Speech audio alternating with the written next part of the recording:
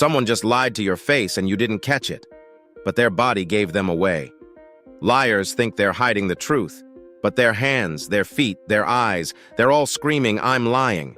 FBI agents, detectives, and professional interrogators use these exact signals to catch liars. I'm about to teach you 5 body language signs that someone is lying to you right now. Welcome back to Psych Insights. Detecting lies isn't about gut feelings or magic tricks. It's about knowing what the body does when the brain is in conflict. Today, I'm breaking down 5 scientifically proven body language that reveal deception. These work with partners, co-workers, friends, anyone.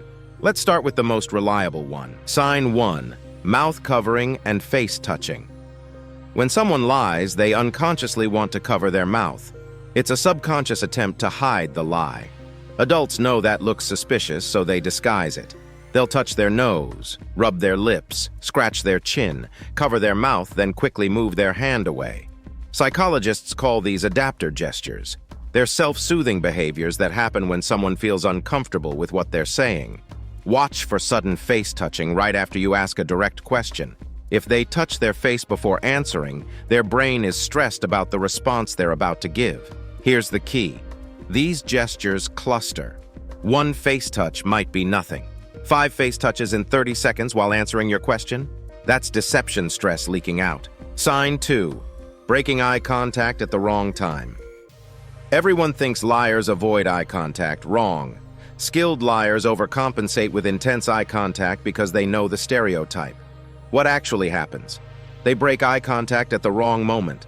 When people tell the truth, they look away while thinking, then make eye contact while answering. Liars do the opposite. They stare while thinking up the lie, then look away while delivering it. Why? Because lying takes mental effort. They need to focus on the story, not on maintaining eye contact. Also watch for eye blocking. When people hear or say something they don't like, they'll close their eyes longer than a normal blink, or look down, or rub their eyes. If someone does a long blink right after you ask them something, their brain is rejecting that question. Sign 3, barrier creation. Liars instinctively put objects between you and them. They'll suddenly pick up their phone, hold a coffee cup in front of their chest, cross their arms, adjust their laptop. These are psychological barriers. Their subconscious is trying to hide from scrutiny. Pay attention to timing. If someone's been relaxed and open, then you ask a direct question and they immediately cross their arms or pick something up. That's a tell. The barrier appeared when the pressure appeared. That's not a coincidence. There's another version of this. They'll lean back or create physical distance. Someone who is leaning forward suddenly leans back in their chair. They're pulling away from the discomfort of the lie. Sign 4, inconsistent micro-expressions. Micro-expressions last less than half a second. They're the real emotion before the person can fake the right expression. When someone lies, their face will flash the truth before showing the lie. For example, they say, "I'm so happy for you," but you catch a split-second flash of contempt or anger. That micro-expression is the truth. The smile that follows is the lie. Paul Ekman studied this for decades. He found that people can control their expressions, but they can't completely suppress that initial flash of real emotion. The most common one with lying? Fear or distress. If someone's telling you a story and you see a flash of fear cross their face, they're worried about being caught. Watch for mismatches between words and micro-expressions. The face leaks the truth. Sign 5, over-explaining and defensive details. This is verbal, but it pairs with stiff body language. Liars over-explain. They give too many details. They want to convince you so badly that they pile on unnecessary information. Someone telling the truth gives you the facts and stops.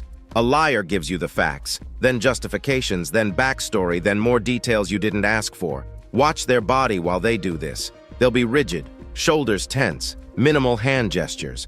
Why? Because lying takes mental energy. They're focused on the story, so their body goes stiff. People telling the truth are relaxed and animated. Liars are tight and controlled. Also, defensive language. Why would I lie? Or, I swear on my mother's grave, or, to be completely honest. That last one, huge. When someone says, to be honest, or honestly, they're signaling that other things they said might not be honest. It's a verbal leak. So there are your 5 body language signs of lying. Mouth covering and face touching, breaking eye contact at the wrong time, creating barriers, micro-expressions that contradict words, and over-explaining with stiff body language. Here's the important part. None of these alone means someone is lying. You need clusters, multiple signs happening together, and you need to know their baseline. How do they normally act? Then watch for deviations from that baseline under pressure. One more thing. Don't accuse someone of lying based on body language alone. Use it to know when to dig deeper. Ask follow-up questions. The more someone lies, the more signals will appear. Truth is easy. Lies are hard work. The body always shows the work. If you want to get better at this, practice. Watch interviews on mute. Focus only on body language, then watch with sound. See if the body language matched the words. You'll get sharper fast.